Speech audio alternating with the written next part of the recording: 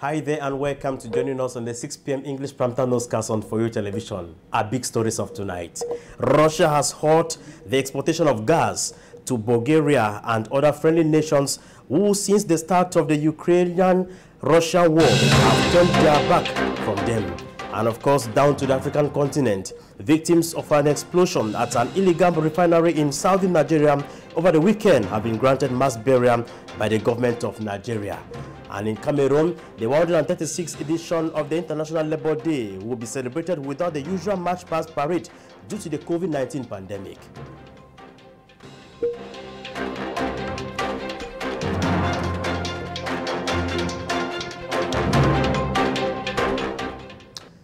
Once more, ladies and gentlemen, thanks for joining us. I am Tekewana Avianko in Douala. We begin from our well-news roundup where Russia has announced a halt to gas exportation to Poland and Bulgaria as the Ukrainian-Russia war persists. Their reason is clear. They do not greatly support as a friendly nation throughout this crisis. For more of this story and more, let's join Leyuga Fonyonga. Russian energy giant Gazprom says it has halted gas exports to Poland and Bulgaria over the country's refusal to pay for supplies in rubles. It comes after Russian President Vladimir Putin ordered unfriendly countries to pay for gas in rubles. Poland confirmed supplies had stopped, but Bulgaria said it was still unclear whether supplies had been halted.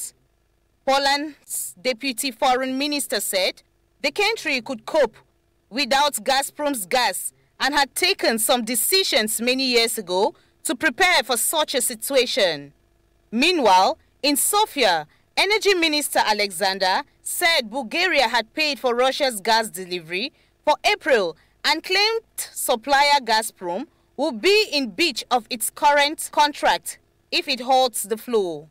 Bulgaria, which relies on Gazprom for more than 90% of its gas supply, said it had taken steps to find alternative sources, but no restriction on gas consumptions were currently required. However, a total of 52 Colombian human rights activists and community leaders have been killed in the first 3 months of this year. It is a significant increase from 2021, which saw 145 murders all year. Most of the victims are targeted because they clash with the interests of illegal armed groups, including drug trafficking gangs, according to Colombia. The victims include 29 land rights and community rights activists, 9 indigenous activists, and 4 farmer activists.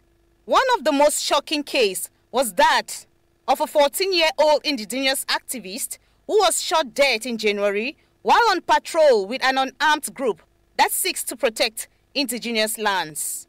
More so, state media in North Korea have broadcasted footage from a military parade which showcased banned intercontinental ballistic missiles. The country's leader made a speech at the parade, vowing to ramp up the country's nuclear arsenal. In March, the country tested its largest known intercontinental ballistic missile for the first time since 2017. Down to Nigeria, where the more than 100 persons who lost their lives over the weekend after an explosion of an illegal refinery south in Nigeria being between Imo State and the River State have been granted mass burial. That event took place recently, as we hear this report by Nota Bianca. The explosion that occurred on Friday between the southern oil states of River and Imo State killed over 100 people in Africa's largest crude oil producer. The remains of Nigerians' oil refinery victims were interred on Tuesday. If the majority of the charred body had been carried away and laid to rest by families earlier on, just about 50 were buried in mass graves. The workers and traders who died worked in an illegal refinery. Such facilities are operated in many parts of southern Nigeria, which grapple with insecurity and high rates of poverty. A situation that could explain why some resort to working in such dire environments, according to Bright Onyewoke, a youth leader. Nigeria's President Muhammadu Buhari has ordered the nation's security force to intensify the clampdown on similar facilities to prevent a repeat of Friday's tragedy. And from Nigeria, we go over to Egypt, where we are told that Muslims in Egypt will be allowed to hold night prayers and retreats during these last days of the Ramadan. This is to allow them better celebrate the Ramadan feast. Details with you, Nota Bianco. Muslim worshippers attend Eid al-Fitr prayer, which marked the end of the holy fasting month of Ramadan. In a statement issued on Monday evening, the Ministry of Endowment decided to open all large and university mosques in which Friday prayers are held, starting from the night of the 27th until the end of the blessed month. The night prayer, known as Tahajjud prayer, is customary during the fasting month of Ramadan, which retreats taking place in the last 10 days of the month. The night prayer, known as Tahajjud prayer, is customary during the fasting month of Ramadan, with retreat taking place in the last 10 days of the month. The Endowment Ministry had on April 15 announced that mosques will not be allowed to open for itikaf or Tahajjud prayers as a measure to prevent the spread of COVID-19. The Muslim community in Egypt, however, demanded equality with Christians who have been gathering in large numbers to celebrate Easter this week. The Ministry of Health announced on Saturday that the average daily number of COVID-19 cases were only 89 over the past week, noting that the average daily death toll stood at 6. And back to Cameroon, where the plight of refugees from Central Africa Republic was at the center of deliberations today in Yaoundé in a meeting attended by refugee experts from Cameroon and Central African Republic. Today's conclave was chaired by Prime Minister Chief Dr. Joseph Diankouté. Nitezen Fru completes that story for us. According to statistics made public by the United Nations Refugee Agency on January 31, 2022, approximately 1.4 million individuals were forcefully displaced as a result of the Central African Republic crisis, amongst which 734,100 refugees. At the moment, Cameroon houses 343,548 of them, which is about 46% of the total population. In a context of growing global food insecurity worsened by chronic underfunding, which greatly affects the refugees, Cameroon's government have been seeking for solutions in order to make life easy for the refugees. It is in this light that, in collaboration with the United Nations Refugee Agency, Cameroon's government hosts this day, April 27th, a regional ministerial conference on solutions to forced displacements related to the armed conflict in the Central African Republic. Presided by Prime Minister Chief Dr. Joseph Diankouté, the conference, which holds at the Yaoundé Conference Center, is marked by the presence of administrative personalities in charge of refugee affairs from Cameroon and the Central African Republic. It should be noted, Cameroon throughout the years has always welcomed refugees from neighboring countries like Niger, Chad, Nigeria, and of course, the Central African Republic, and has undertaken initiatives in being of great help to them. For instance, last April 22nd, in the far north region of Cameroon, the first Joint Committee for Peace and Social Cohesion was established at the Logon-Bini district. This with the aim of stretching a helping hand to refugees.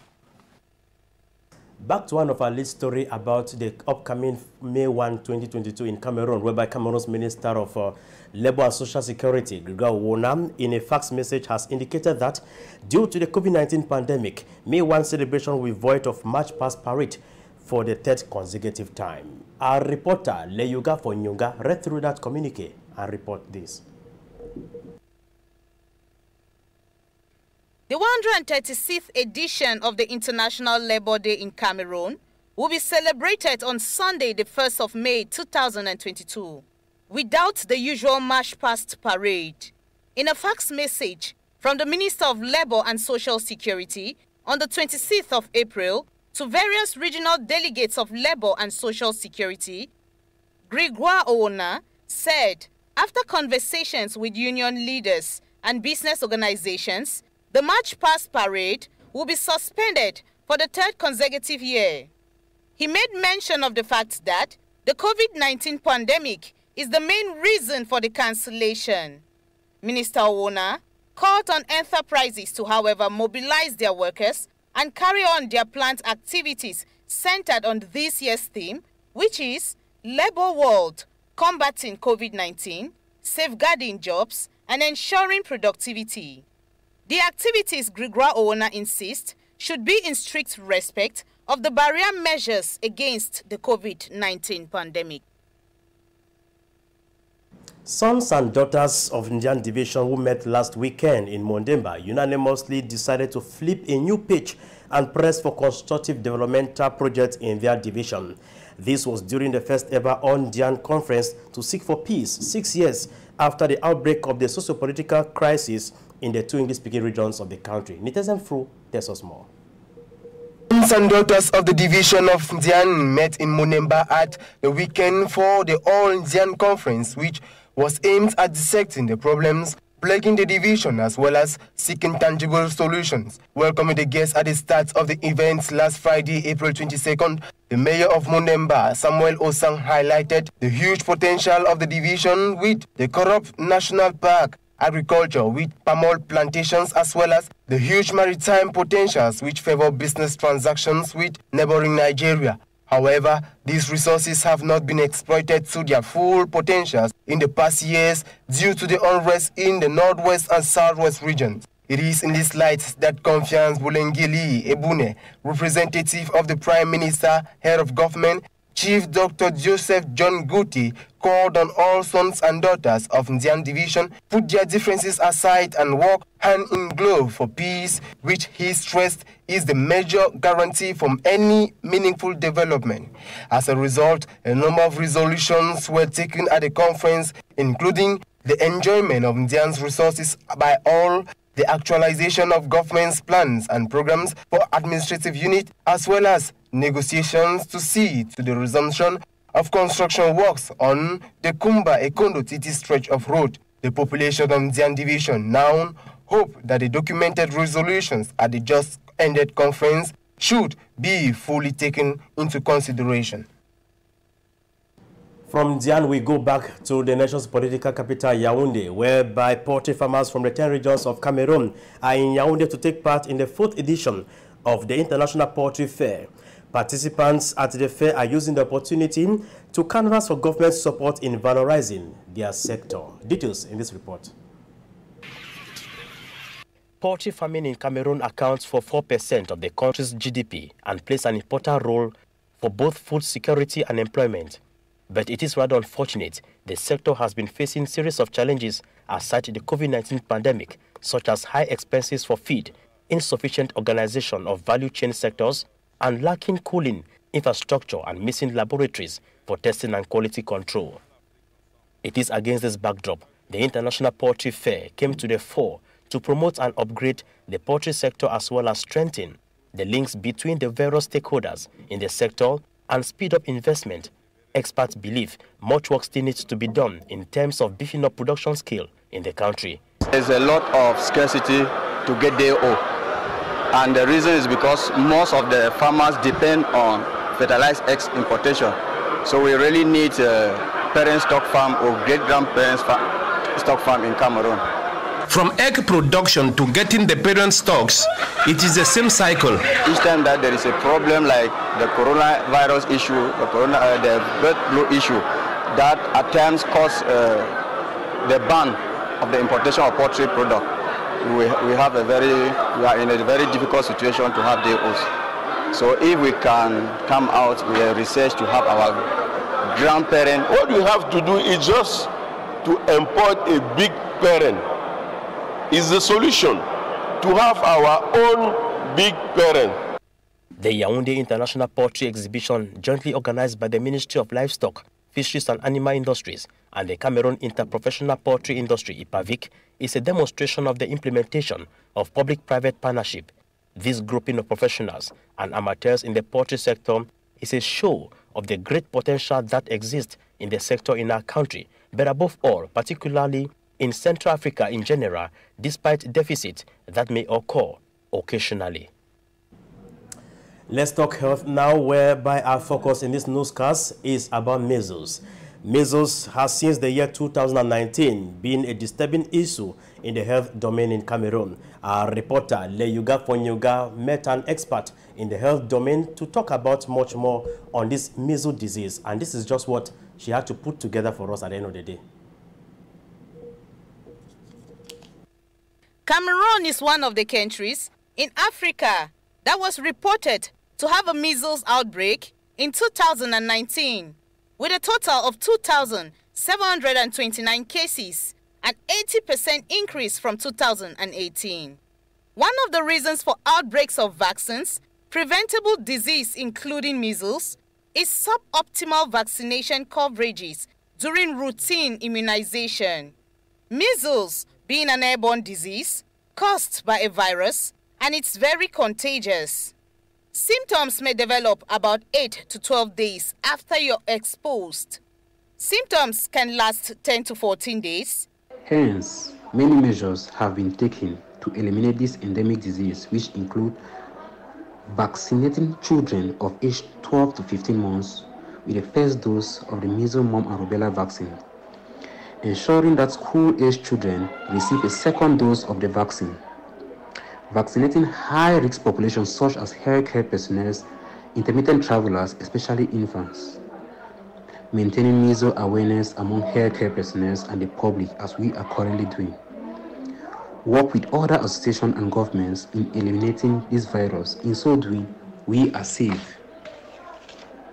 Talking about the vaccine, it is a live-attenuated or weakened strain of the measles virus, which is incorporated into combination to make the measles, mumps, and rubella vaccine. When given to individuals, it helps boost their bodies to produce antibodies against the virus to combat it when it is actually exposed. However, statistics shows that children younger than 5 of age can easily suffer from measles. Pregnant women, people with compromised immune systems, such as leukemia or HIV infection. Medics advise that immediately a child under 5 of age starts coughing, having high fever, red watery eyes, runny nose and sore throat, then it is clear the child is suffering from measles already, and he or she should be rushed to the hospital for medical attention. On to something else, whereby some 22 suspected illegal wood exploiters in the Waza National Park have been apprehended by security officials and detained. This is just one of the many efforts the government of Cameroon has put in place to ensure that its natural reserves are being protected for the sake of posterity. The details in this report. In the northern finger extension of Cameroon happens to be one of the priceless natural jewels this great nation is endowed with, from its natural features to its vegetation. It is for this reason it has been declared a UNESCO World Heritage. Whether on a driving safari or walking safari, the wildlife is the park's highlight, with strong herds of elephant and healthy lion pride serving as the pinnacle sightings. Over the years, the government of Cameroon has been able to contain the litany of threats the park has been exposed to from poaching.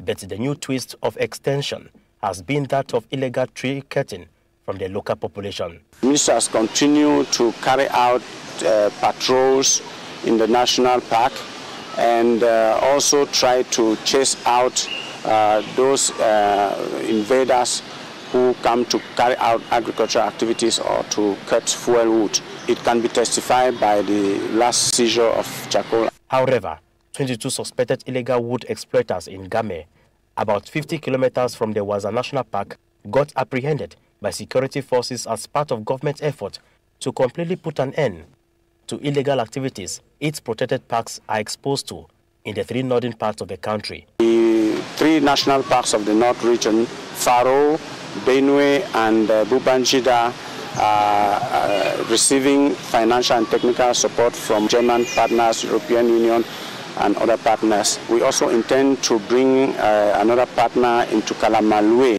Several sites where the woods were transformed to charcoal for sale have been destroyed. The suspects were also in possession of charms seized alongside the wood and charcoal.